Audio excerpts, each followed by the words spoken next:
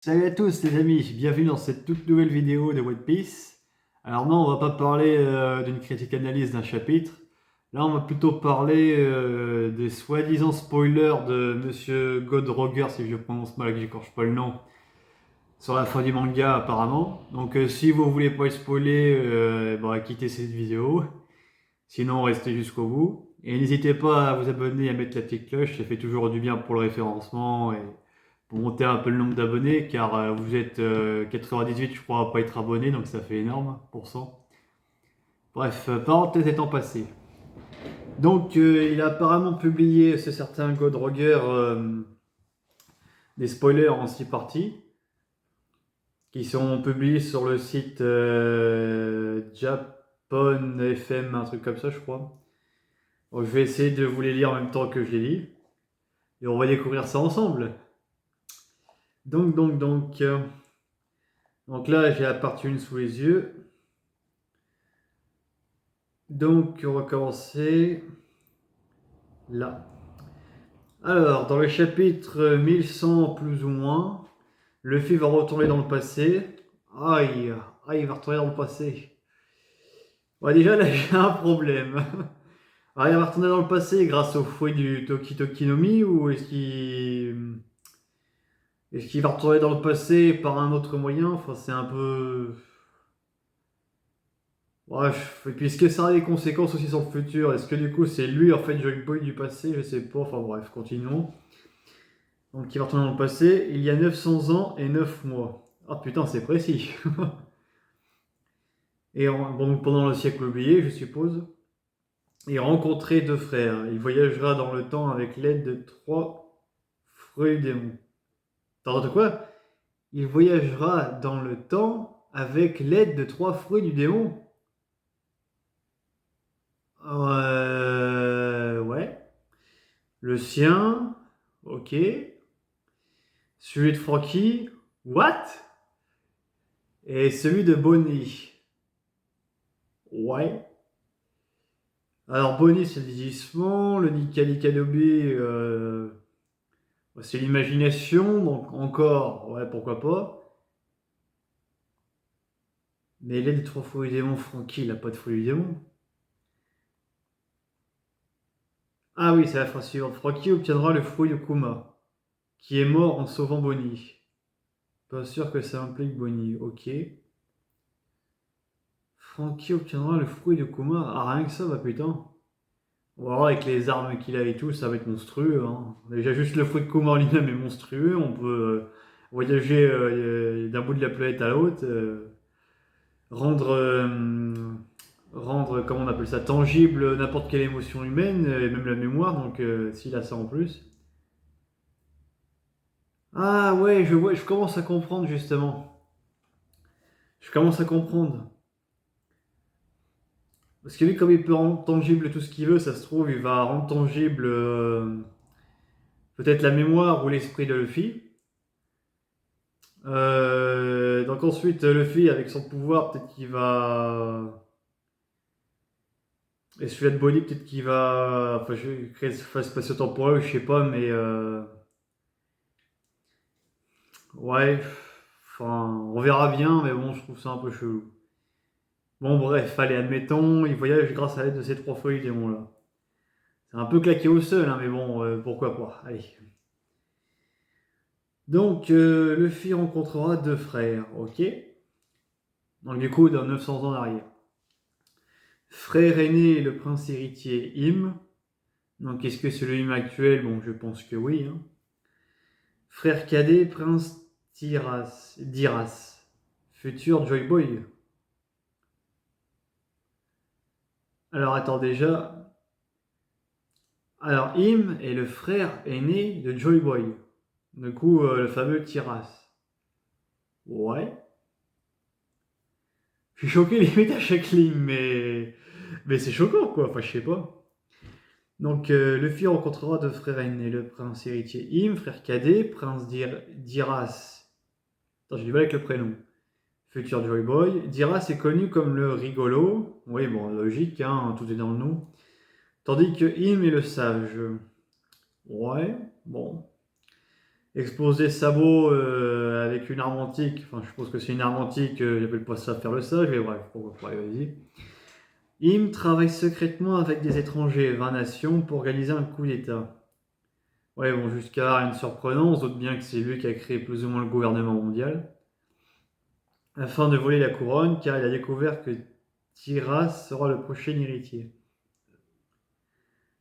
Et donc, du coup, au départ, le monde, en fait, il était entre guillemets sous la joug de ces deux frères-là. Diras, on va y arriver, devait être sur le trône, mais il ne se lui a pas plu, donc voilà, petit coup d'état, et je récupère. Ouais, c'est Game of Thrones leur truc en fait. C'est Game of Thrones, je vous jure. Alors, l'Ancien Royaume est un territoire assez conséquent. Oui, à mon avis, ça devait être comme dans notre monde réel, une sorte de Pangée, en fait, un super continent où tout le monde pouvait. Où tout le monde était dessus, en fait, tout simplement. Enfin, en tout cas, le plus gros morceau, quoi.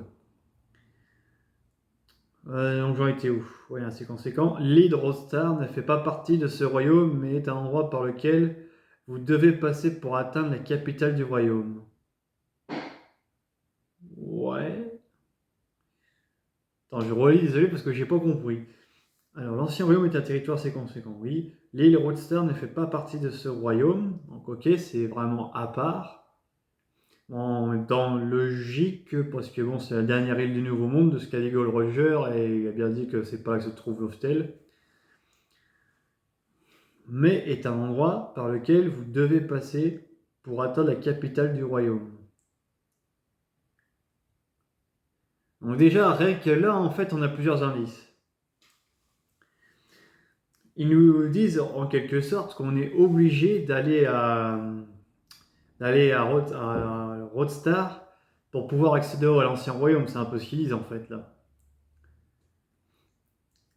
Donc après, est-ce qu'ils parlent d'un road poneglyph qui était là-bas?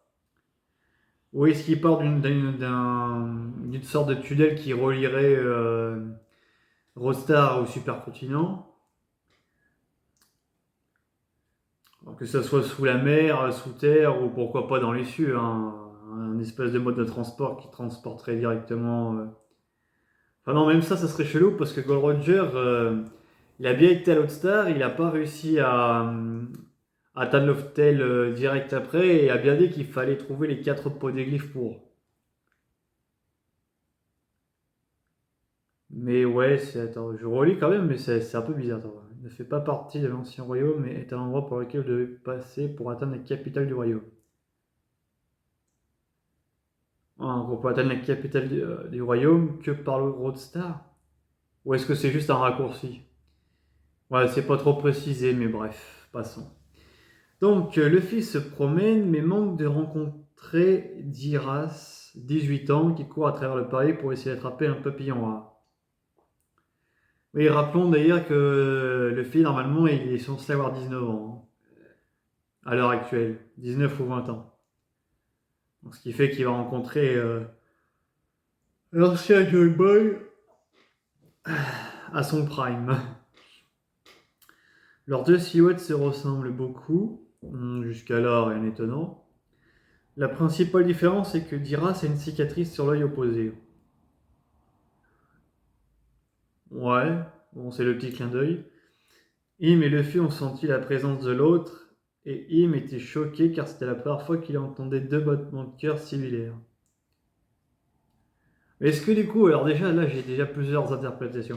Est-ce que Im connaissait déjà Luffy à l'époque? Ouais, parce que c'est... Enfin bref, je continue. L'un des chapitres s'intitule Je suis désolé. Ah, parce qu'il y a déjà le nom des chapitres en plus? Oh putain. Cette phrase qui évoque des paroles dites par Luffy à destination de Diras. Pourquoi Luffy aurait dit je suis désolé? C'est pas son genre en plus. Donc Diras, c'est l'utilisateur de Nika Nikanomi d'il y a 900 ans. Donc ça, oui, oui, c'est l'ancien Joy Boy, ok. Ce sont les derniers mots de Luffy avant d'être amené dans le présent. Le casque que Luffy portait, conception similaire à celle des robots, gardant le palais. Et est tombé à ce moment-là. Il portait un casque. Est-ce que c'est un fameux casque qui permet justement le voyage dans le temps? Je sais pas trop. Ou un transfert mémoriel un peu à la Steingate. Mais bon, je pense que One Piece n'est pas développé à ce point-là, en termes scientifiques. Il a ramené dans le présent, machin. Alors du coup, est-ce que c'est le fameux message d'excuse qu'on voit sur l'île des hommes poissons? Sans le polyglyphe, excusez-moi. Est-ce que le message d'excuse, ça venait vraiment de Luffy? Ou alors c'est Joy Boy qui a retranscrit ce que Luffy lui a dit. Enfin, c'est un peu bizarre aussi à ce stade-là. Et bien évidemment, on ne sait pas de quoi il est désolé, donc bon. Donc ensuite, retour au présent. Ouais, après peut-être que c'est un passage éclair aussi qu'il a fait Luffy dans le passé. Peut-être qu'il a pas, il n'est pas resté non plus gens comme Adresse Rosa 120 épisodes quoi. Donc retour au présent, salle des fleurs. Im se souvient de la première fois qu'il a vu le jeune Shanks et il est sûr qu'il s'agit de l'homme qu'il a vu parler Tiras il y a 900 ans.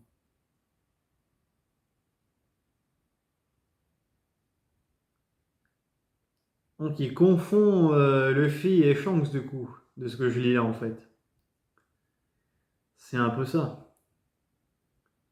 Ou alors, non, parce que Shanks il est pas vu à ce point-là. Il a pas 900 ans. Ouais, donc je vois que ça en fait il confond. Ok. Ensuite, sur Earthbaf. Alors le thème principal d'Earthbaf est essentiellement la fable.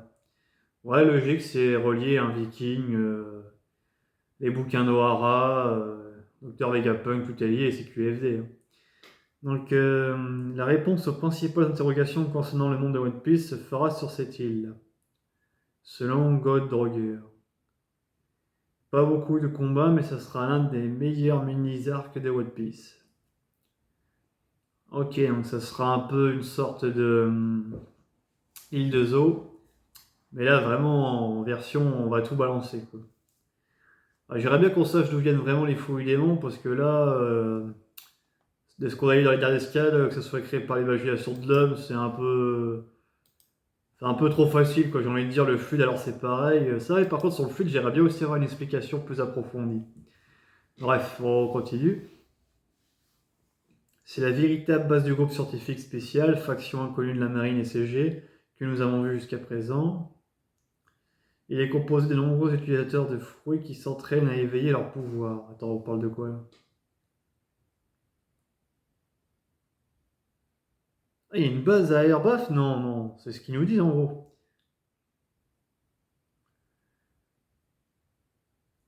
Ils entraînent leur pouvoir. Le véritable éveil se produit lorsque différents utilisateurs combinent leur pouvoir pour en créer un nouveau. C'est ce que Vegapunk a fait avec Luffy, Franky et Bonnie.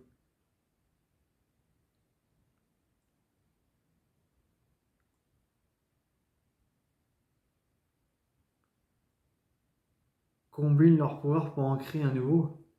Genre, ce qui est en train de nous dire que on peut fusionner 2-3 feuilles démons pour que ça crée un nouveau pouvoir. Ouais, ça expliquerait pourquoi peut-être Law et Kid ont réussi à battre Big Mom. Mais ouais, si ça peut se combiner, dans ce cas-là, One Piece, ça peut complètement partir en couille en fait. Genre, ils peuvent fusionner tous les fruits démons en un seul et faire le multifruit. Bon, je parle pas du jus de fruits, mais vous avez compris. Ouais, j'ai un peu de mal avec ça quand même. Hein. Si on peut faire des mélanges partout maintenant, il n'y a plus d'individualité en fait. Donc ensuite, événement succinct, Luffy rencontre Dragon sur Earthbaf, oui, bon, ça pas choquant. Vegapunk donne la puce mémoire de Kuma à Bonnie. Le cerveau de Vegapunk est maintenant à bord du bateau de Dragon.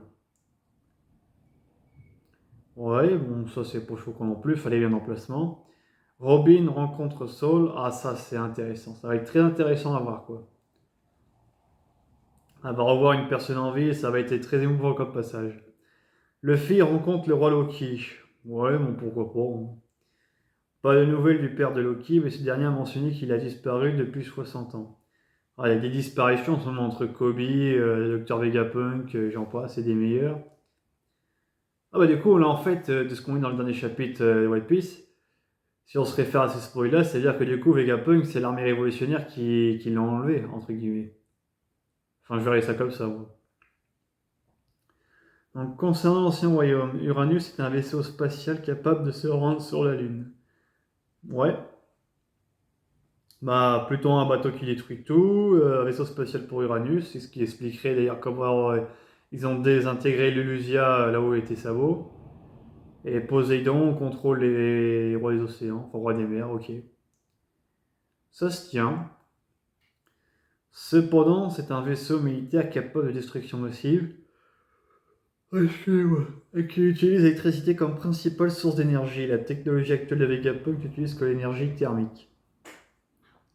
Ça fait beaucoup penser à notre monde à nous en fait, où on utilise beaucoup l'énergie thermique, notamment pour les voitures, que ce soit diesel ou essence, et que du coup maintenant on mise tout sur l'électricité. Là c'est un peu la même chose.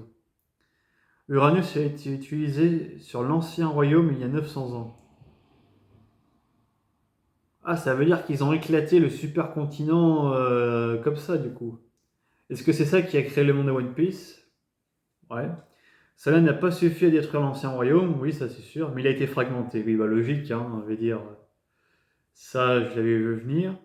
Cependant, l'impact a détruit la glace, qui était comme un barrage retenant une immense quantité d'eau douce. La glace détruite a permis à cette eau douce d'être libérée et le niveau de l'eau a augmenté de façon drastique. De nombreuses parties fragmentées de l'ancien royaume ont dérivé et beaucoup ont coulé. C'est le début d'une nouvelle ère glaciaire qui commence il y a 900 ans. Des saisons abruptes à travers le monde ont aussi commencé. Donc là, c'est la fin d'une première partie des spoils. Donc déjà, de ce que je lis là, en fait, est-ce qu'il parle de Redline, en fait? Car qui s'éclate en plusieurs morceaux. Ouais, parce que je verrais que ça, en fait, moi. Et du coup, est-ce que ça veut dire que chaque île faisait partie de l'ancien royaume ou certaines ouais, c'est un peu vague aussi. Il n'y a pas de carte pour illustrer ça, c'est un peu bizarre. Bon, page 2, les amis. La page 2. Enfin, la partie 2, excusez-moi. Alors, partie 2. Les vestiges de l'ancien royaume. Uranus a eu un impact tellement important que des boules de la Terre ont été jetées vers le ciel. À ce point-là, c'est si puissant que ça, une arme antique. Parce que c'est vrai qu'on n'en a jamais vu trop à l'œuvre, enfin juste commander les rois des mers. Je retransportais le Noah, mais voilà, c'était pas spécialement ouf. Mais là, carrément, t'éclates un continent, ça peut carrément voler dans les airs et créer des îles célestes. C'est un peu ce qu'ils sont en train de nous dire. Ce serait chaud quand même, hein. Que simplement une arme antique a créé le monde de One Piece dans lequel on vit en ce moment, quoi. Alors, essentiel, cela a couvert une grande partie de la lumière du soleil. Ouais, le monde a alors été plongé dans un hiver de 100 ans dans l'obscurité.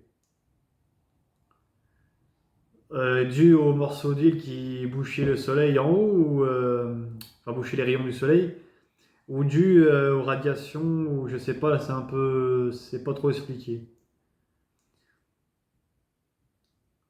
Ouais, bon. Avec l'aide d'Agashi, Poséidon d'il y a 900 ans, dans la Diras pour Joy Boy, Agashi, Poséidon, on n'a pas Pluton et Uranus, mais bref.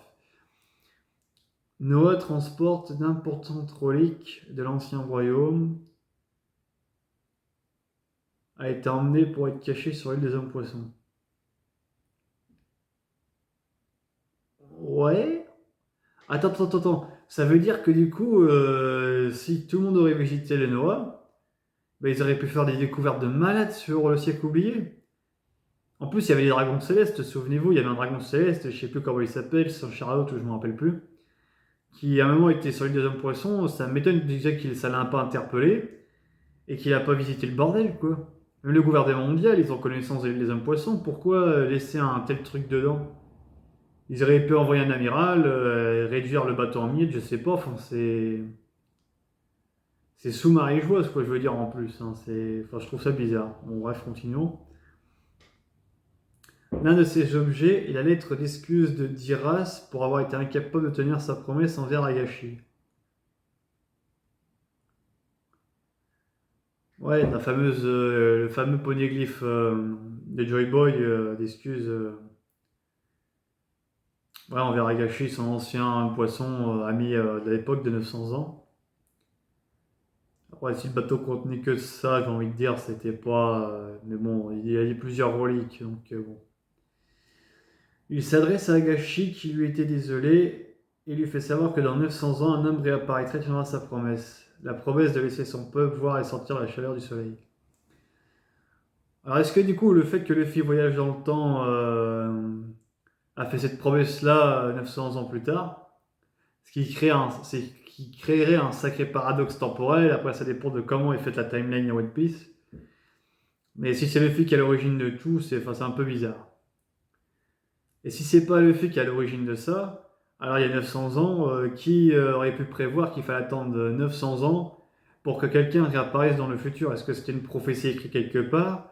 Est-ce que le pouvoir de Nika Nikanomi, tout comme à l'instar du pouvoir de l'original dans Attaque des Titans, permet de transférer les pensées d'un utilisateur à un autre? Enfin, c'est un peu chelou à ce stade-là. Mais bref. Ensuite, Zunesha. Ah, les petites révélations. Zunesha a maintenant 100 ans. Ouais, j'aurais dit plus, moi, franchement. J'aurais bien voulu un millénaire. Il est l'un des gardiens de l'ancien royaume. Ouais. Son maître est le clan Kuzuki. Ouais. Oh, il a essayé de protéger quelque chose, mais il n'a pas réussi à le faire, d'où sa punition de marché, je pense. Il fut vaincu par les pouvoirs d'un fruit du démon.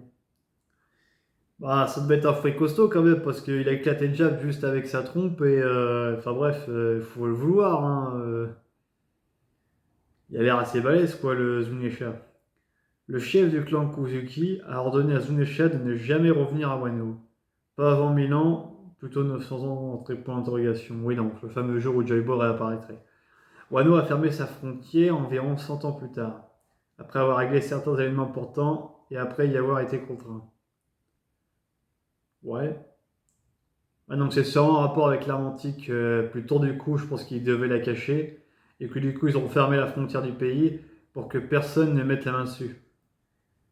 Parce qu'en soi, après, je vois pas ouais, ça, puis éviter aussi les agressions extérieures tout court.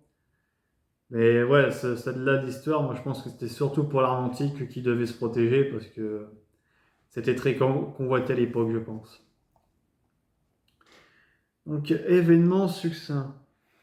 Vers le milieu du siècle dernier, Im a subi l'opération de l'immortalité, donc l'opération de jouvence du Opénomi, je suppose. Vers le milieu du siècle dernier. Euh, C'est-à-dire qu'il n'est pas si vieux quoi. Enfin, c'est un peu bizarre. Après s'être fait vieillir. Ouais, il y a peut-être aussi le fruit de bonnet qui a joué un truc, je sais pas, c'est un peu bizarre. Bon, Joy Boy est vaincu. Ouais. Ah oui, donc du coup, il parle il y a 900 ans, oui, excusez-moi. Donc Joy Boy est vaincu, oui. Alors vaincu comment après? C'est ça la question.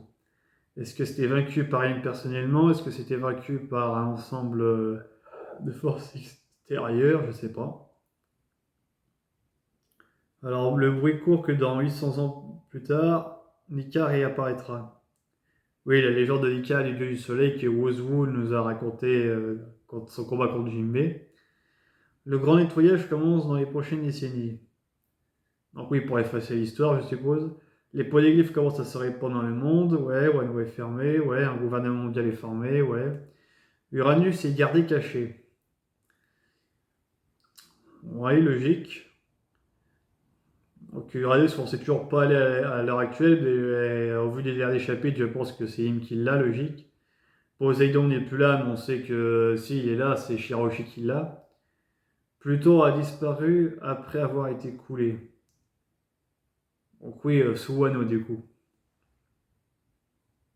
sous Wano. Donc Wano pour Pluton, l'île de Jean Poisson pour Uranus, Poséidon, excusez-moi. Et pour Uranus, moi je verrais bien la Basta en vrai. Parce que ça doit avoir un rapport avec Vivi, je pense. Et enfin, création du premier log post, ceci est expliqué par Vegapunk. Ah, ça c'est intéressant, ça. On va parler de la création des log posts.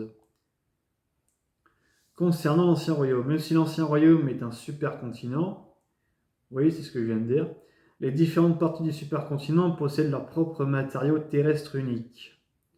Alors, note de hauteur, je pense qu'il s'agit des matériaux magnétiques uniques ou quelque chose comme ça, je ne sais pas tout à fait sûr. Ouais, les différentes parties du supercontinent possèdent leur propre.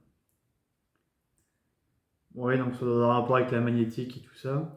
La zone qui présente la plus forte densité de matériaux magnétiques est l'île Roadstar. Ouais, pourquoi pas.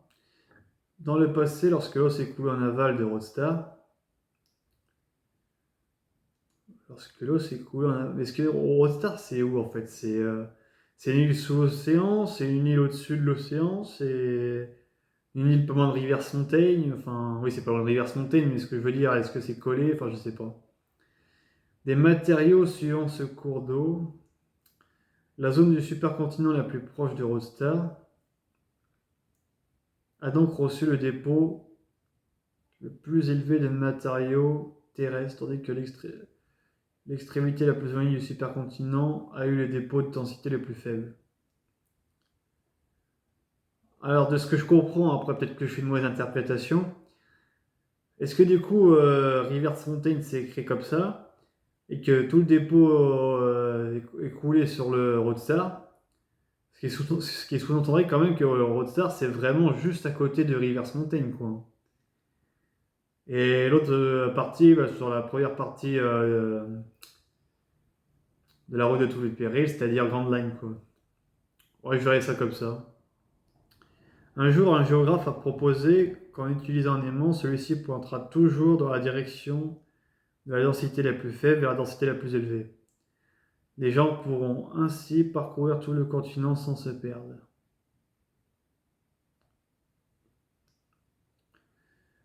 C'est ainsi qu'est né le premier log pose. Ouais, donc du coup, de ce que je comprends, il faut aller toujours vers la densité la plus élevée, c'est ça? Mais est-ce que la densité plus élevée, c'est juste une question de matériaux ou est-ce que ça signifie qu'elle est plus dangereuse ou je sais pas? C'est un peu bizarre. En tout cas, on a compris que le climat, il n'est pas normal et que c'est Uranus qui a provoqué ça, en tout cas. Ça explique la dangerosité du climat du Nouveau Monde et de Grand Line. Alors, c'est pourquoi les îles les plus éloignées de Roadstar n'ont besoin que d'une boussole pour se rendre à l'île suivante. Alors que les îles de plus en plus proches de Roadstar ont besoin de 3 boussoles. Ah, parce que les coups, ils sont beaucoup plus denses en termes magnétiques, je pense. C'est pour ça que sur Grand Line, une boussole suffit. Oui, donc ma théorie de Rivers Mountain est logique, en fait, du coup. Alors, Marie-Joise. Revenons à l'hiver noir qui a duré 100 ans, il y a 900 ans. Durant ces 100 ans, de nombreux alliés de Diras, le frère Dim, ont été traqués. Ouais, j'ai pas dormi. Et éliminés à travers les différentes terres fragmentées. Ah, donc ça veut dire qu'ils sont quand même. Il y a une bataille sur plusieurs îles et ils sont quand même faits pour chasser et exécuter, quoi. De même, les nombreux alliés des 20 nations ont également été éliminés. Mhm.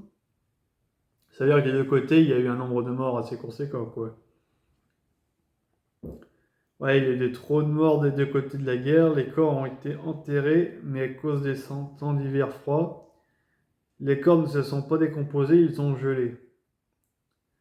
En secret, les corps des défunts ont reçu des hommages et des rumeurs ont commencé à circuler. Les rumeurs sont arrivées aux oreilles de Im et le grand nettoyage qui a duré presque un demi-siècle a commencé. Ah, il y a un demi-siècle, quoi. 50 ans à... Ok, c'est ça qu'ils appellent le grand nettoyage. 50 ans à effacer toutes les traces tangibles de cette histoire, quoi.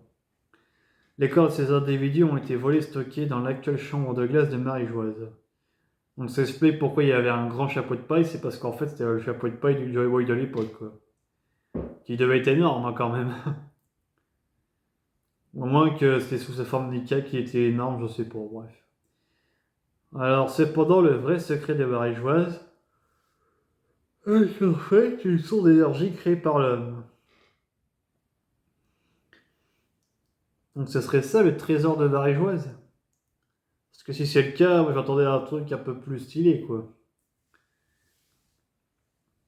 Quelque chose comme une batterie, mais d'un type plus avancé. Cette source d'énergie est capable de générer de l'électricité par elle-même, et c'est la seule façon dont Uranus est capable de fonctionner.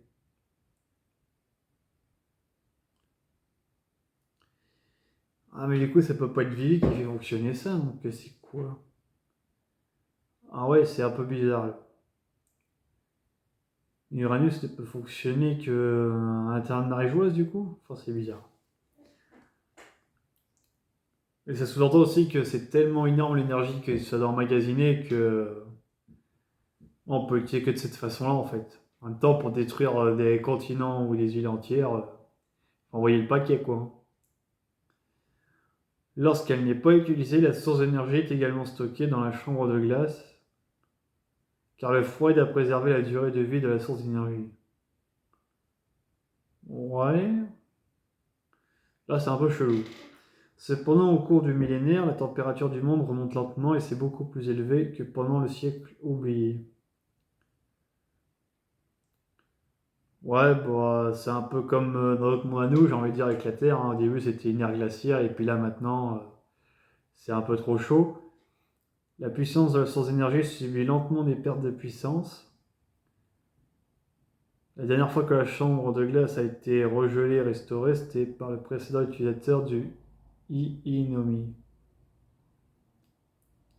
C'est le fruit d'Aokiji, ça, du coup? Moi, je crois.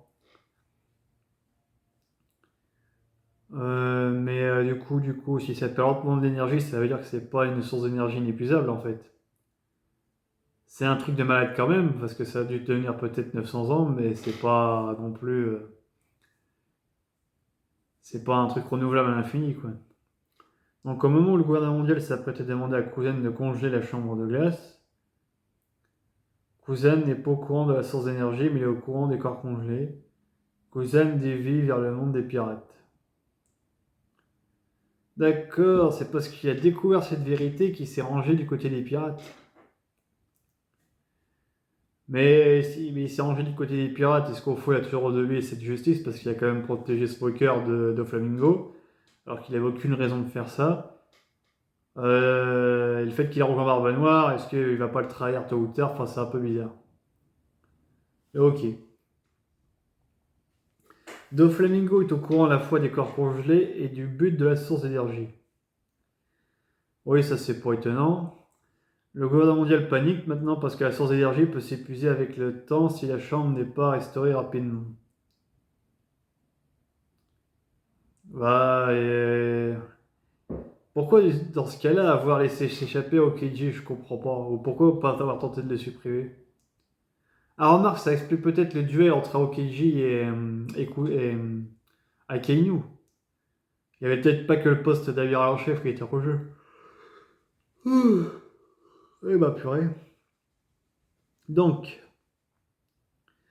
Vegapunk n'est pas au courant de cette source d'énergie, et ça par contre c'est choquant. Cette connaissance lui a été explicitement cachée. Oui, car sinon il aurait tenté de s'en emparer, c'est peut-être pour ça d'ailleurs que Kuba est actuellement marégeoise. La situation marégeoise a été aggravée par Savo. En effet, sa flamme a encore aggravé le processus de dégel. Il considère Savo comme l'un des individus critiques qu'il fallait éliminer à tout prix. Bah, tu m'étonnes, ouais, parce que s'ils cassent la seule source d'énergie qu'ils peuvent contrôler Radius, le pouvoir suprême de supprimer l'île, oui, je pense que c'est un peu compliqué après, parce que je pense que Im en lui-même, si on enlève l'Atlantique, il a aucun pouvoir particulier, quoi. Enfin, je pense. Le Gorosei se sentit soulagé que Sabo soit mort à l'Elusia. Entre parenthèses, il est en vie évidemment. Oui, ça on s'en doute bien. On va pas nous faire une liste 2.0. Soulagé, ouais. Donc là, c'est la fin de cette deuxième partie. Donc maintenant la troisième, après je crois que les trois autres sont pas encore sortis. On va bien voir. Hein. Ah merde. Je vais cliquer sur un truc qu'il fallait pour... Voilà.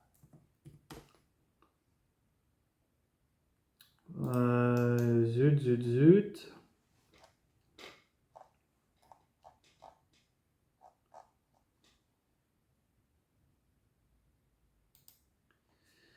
Ah, c'était pourtant là.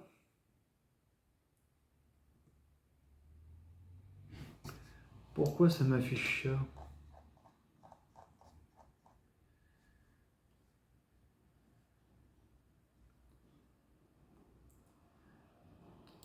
Attendez les avis, j'ai un petit souci.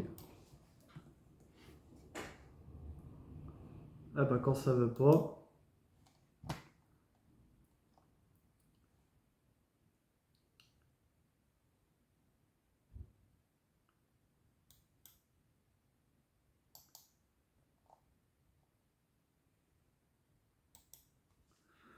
Ah voilà, donc tous les spoilers partie 3. Avec la guerre finale 1 sur 3.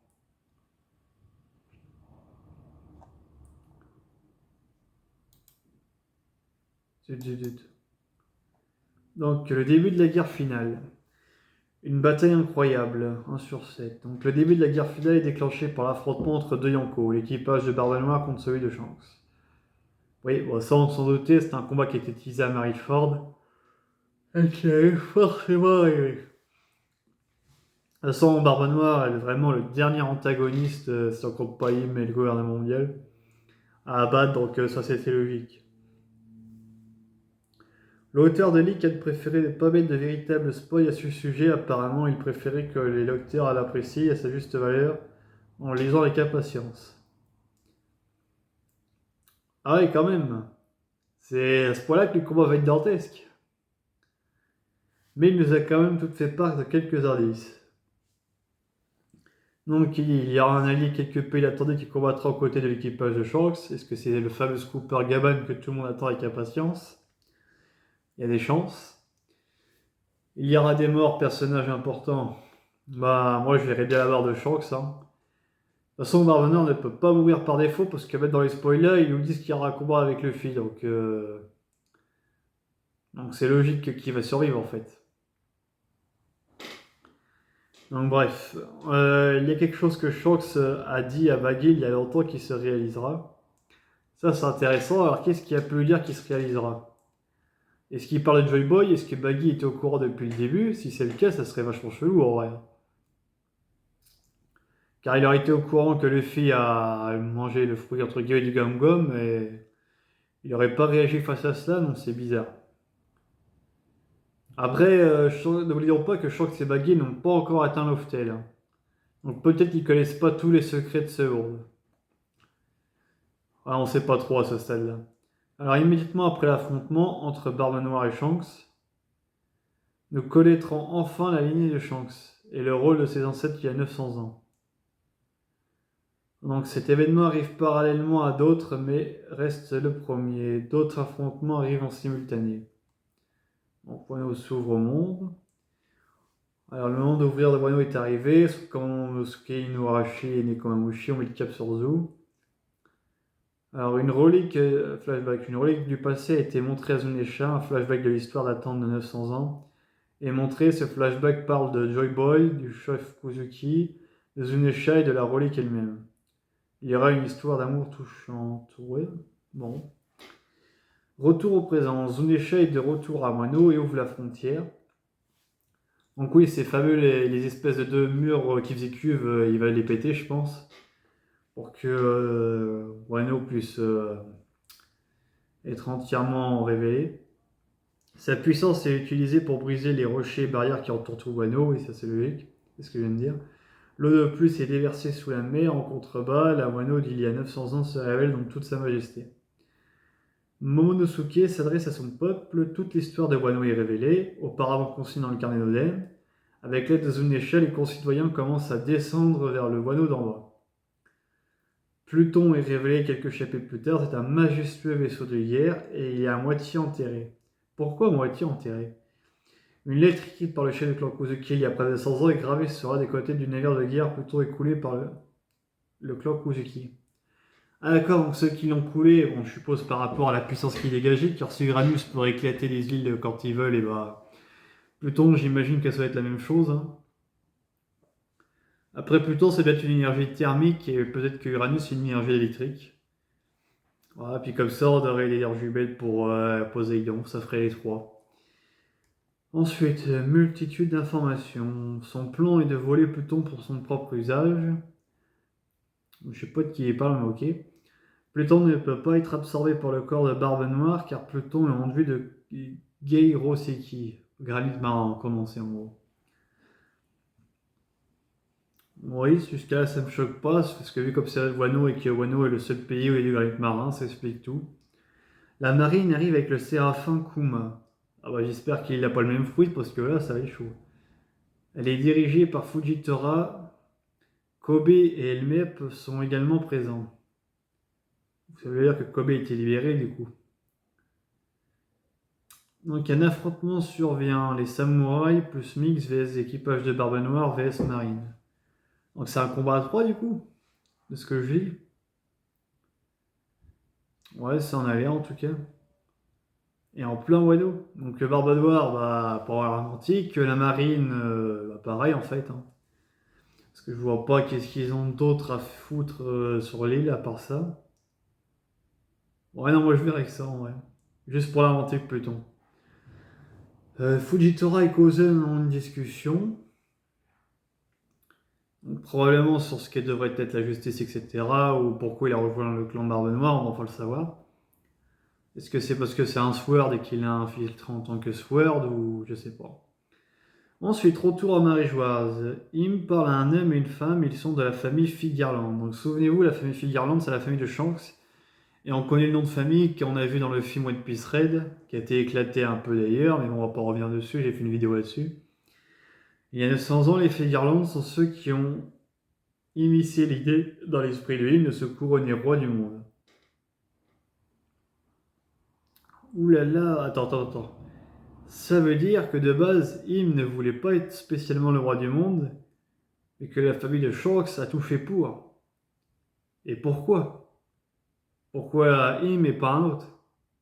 Est-ce parce qu'ils comptaient le manipuler plus tard? C'est un peu spécial leur truc quand même. Mais ça explique aussi la position spéciale de Shanks au sein du Gorosei en fait. Ouais, ça explique sa position un peu particulière. Vegapunk et la cause. Vegapunk rejoint l'armée révolutionnaire. Il demande à Dragon de lui fournir des Denmushi blancs. Il va créer une race spéciale de Denmushi gris qui est capable de se synchroniser avec des ondes cérébrales. Ensuite, ces Denmushi sont capables de transmettre des ondes à nombreux autres des Denmushi. Vegapunk a quelque chose d'important à partager avec le reste du monde. Donc il va partager les infos sur tout le siècle oublié du coup. Et c'est ce qui va créer la grande guerre que tout le monde craint. Alors il y a plus de 900 ans, un groupe de personnes a navigué jusqu'à la mer Bleue. Une autre espèce les accompagne, elle vient de Fairyverse, donc la Lune. Le peuple de l'espace a partagé des liens très étroits avec celle-ci. L'espèce en question est l'ancêtre du peuple de One Piece que nous connaissons maintenant sous le nom de Mix. Les Mix sont originaires de Fairyverse. Donc ils viennent de la Lune. Donc ça explique aussi pourquoi ils ont un pouvoir ultra chelou lorsqu'il y a la pleine Lune. Oui, c'est vrai que de base ils sont pas humains, ça expliquerait pourquoi... Mais du coup, est-ce que c'est pareil pour chaque espèce dans One Piece? Est-ce qu'on a une explication de lui vient de telle planète, lui vient de telle planète? En fait, ce sont tous les extraterrestres et... Bon, ça serait chelou. Bon, avant de descendre, le roi des Mix a dit au chef des Mix... Parce qu'il y a un chef des Mix en haut en bas et un roi des Mix en haut? Non, je sais pas, c'est bizarre. qui sont de ne jamais oublier l'aide qu'ils ont reçue du peuple de l'espace, le don d'électricité qui a sauvé leur espèce entière. On en revient toujours à cette énergie, hein. Et surtout de ne jamais oublier qu'ils ont des familles ici sur Fairyverse qui attendent leur retour. Est-ce que du coup les SpaceX ce sont des anciens mix qui du coup sont morts et qui sont leur esprit dans des robots? Enfin c'est un peu bizarre. Peu importe le temps que cela prendra, si jamais ils, les mix descendants, sont nostalgiques, ils n'auront qu'à lever les yeux vers le ciel nocturne un jour de pleine lune. C'est là que se retrouvent leur famille, leurs proches et leurs racines. Ouais. En guise de cadeau d'adieu, un bébé Zunesha leur a été donné pour qu'ils le ramènent en bas. Parce que Zunesha c'était un cadeau en fait, c'était ok. Qui venait de la Lune. Putain, ils en avaient des espèces sur la Lune, hein. Je sais pas comment ils ont fait pour développer ça à ce point-là. Uranus ne vient pas de la mer Bleue, il vient de Fairyverse. Aussi. C'est ce que je dis, tout vient de la Lune en fait. C'est ouais, Otsutsuki, tout vient de la Lune. Quelques centaines d'années plus tard, les Mux se sont échappés et se cachent, vivent avec Zunesha depuis la chute de l'ancien royaume. Uranus a été volé par Im et les 20 nations. Ils s'appellent eux-mêmes les dieux. Donc ils s'appellent les dieux parce qu'ils ont Uranus qui a la puissance d'un dieu, et sûrement l'une des plus puissantes aromatiques sur les trois.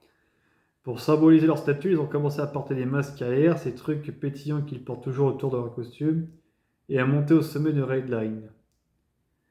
Donc ok, ils ont pris la grosse tête que grâce à une arme antique, c'est chaud quand même, hein. Les armes antiques ont un rôle plus déterminant qu'on le pense, hein. Car à la Basta, bon, on prend ça un peu au sérieux, mais pas à ce point-là, quoi. Là, on se rend compte vraiment que c'est un truc de malade. Marie-Joise est construite, Uranus y est caché, et n'en sort que pour être utilisé en cas de besoin. Donc ok, là maintenant on sait où se trouvent les trois armes antiques. Poséidon sur l'île des hommes poissons avec Shirahoshi, Uranus sur Marie-Joise, et Pluton sur Wano. Donc déjà il y en a deux quasiment côte à côte parce que l'île des hommes poissons et Marie-Joise, voilà, c'est juste des millimètres qui les séparent. Et ouais.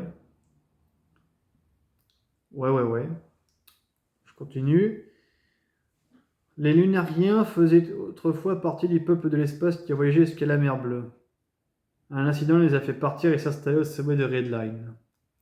Est-ce que ce fameux incident, c'est pas l'utilisation d'Uranus? Je pense. Diras souhaitait qu'ils retournent chez eux pour qu'ils puissent tous ensemble rester en bon terme. Ouais. Alors, Reverse Mountain, on y vient. Il y a longtemps, Reverse Mountain n'existait pas. En réalité, en dessous d'elle se trouvait un grand volcan marin. En raison de l'utilisation d'Uranus lors du siècle oublié, l'impact du bombardement entraînait l'éruption du volcan marin pendant de nombreuses années. Au fil des années, surtout en raison de l'hiver, la lave qui a giclé s'est rapidement refroidie en une montagne. Faite de rochers, la lave s'est formée. Ouais, donc ça veut dire qu'en gros, Reverse Mountain existait sous l'océan, Uranus a fait en sorte que ça se lève jusqu'au haut de l'océan. Mais est-ce que ça veut dire que tout Redline du coup n'existait pas de base et que à cause d'Uranus ça a coupé le monde en deux? Oh, ça serait chelou en vrai. L'astronomie du monde de One Piece. La planche se déplace vers le modèle 3D du monde de One Piece tel qu'il a été imaginé par le Dr Clover. Le modèle 3D du monde imaginé par Clover montre le monde de One Piece comme étant le plus grand corps céleste avec de nombreuses lunes gravitant autour. Nous pouvons enfin voir l'autre côté du modèle, c'est là que se trouve le soleil, mais le soleil lui-même tourne aussi autour du monde de One Piece. Ouais. Vegapunk explique qu'au fil des années, il est parvenu à une conclusion différente de celle du Dr Clover. Tous les corps célestes tournent autour du soleil.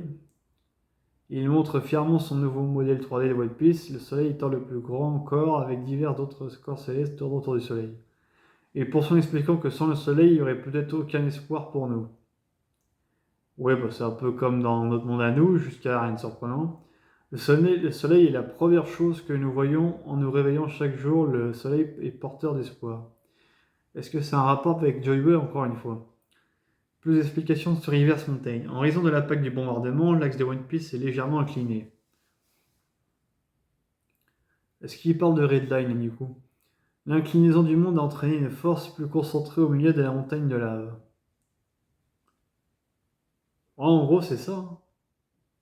C'est Uranus qui a fait toute la map de One Piece. Non, mais c'est un truc de malade, les gens. Je sais pas si vous vous rendez compte quand même. Hein.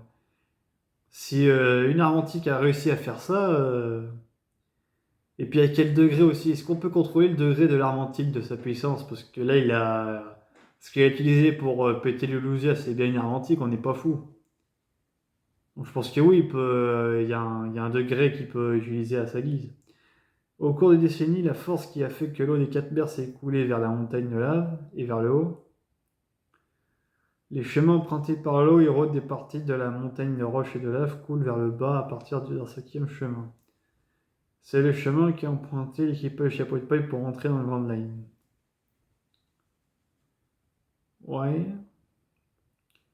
Au fil du temps, cette zone est connue partout comme Reverse Mountain. Comme de plus en plus d'eau s'écoule le long de ce 5e chemin, ce courant d'eau constant repousse les alentours. Des ceintures se forment ainsi en raison de l'équilibre atteint entre le flux avant de cette eau qui frôle pousse contre le flux arrière de l'eau des 4 autres mers. Ouais. Pour faire le tour du monde, les gens ne peuvent plus simplement passer d'une mer à l'autre, ils doivent faire le périlleux voyage vers le grand et le nouveau monde. Ouais. Ouais. Et ça s'arrête là pour aujourd'hui. Ça a été fait hier du coup. Alors est-ce qu'on a une partie 3, peut-être partie 4 aujourd'hui?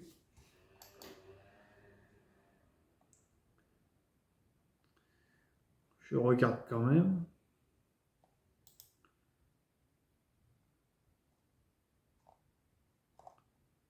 Non.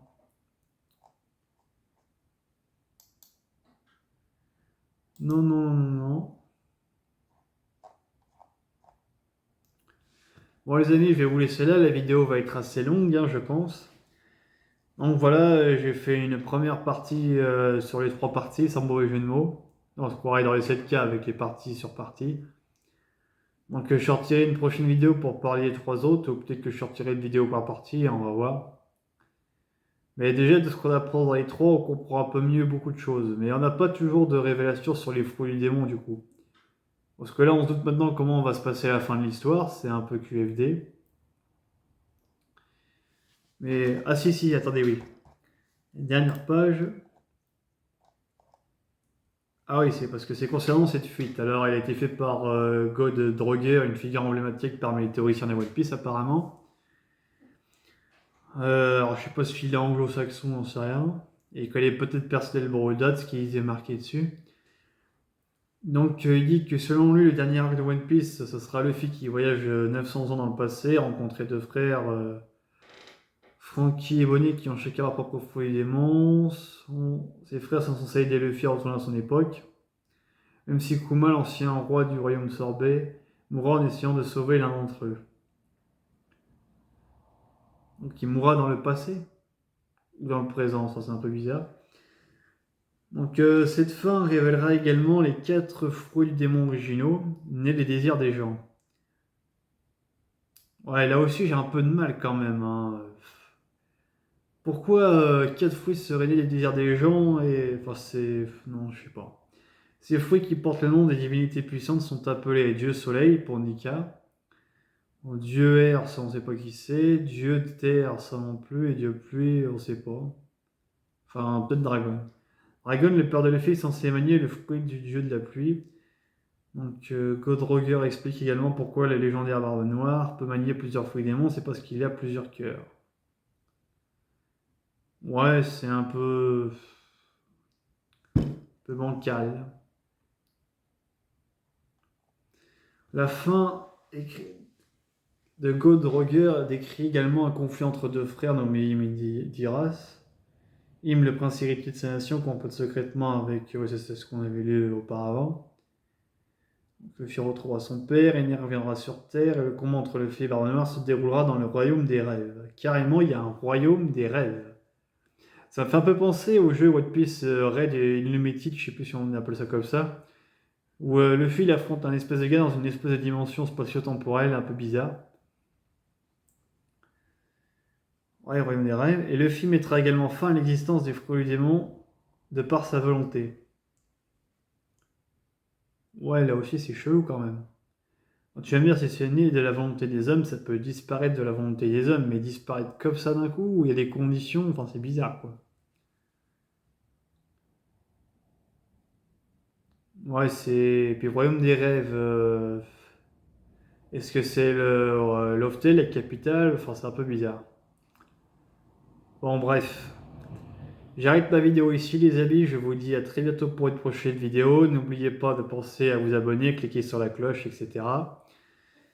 Et on se retrouve très prochainement, sans doute, pour une partie 2 de ces théories. Alors, qui sont à prendre avec des pincettes, hein, bien évidemment. Mais qui n'en demeurent pas moins intéressantes pour le coup. Allez, les amis. Tchuss!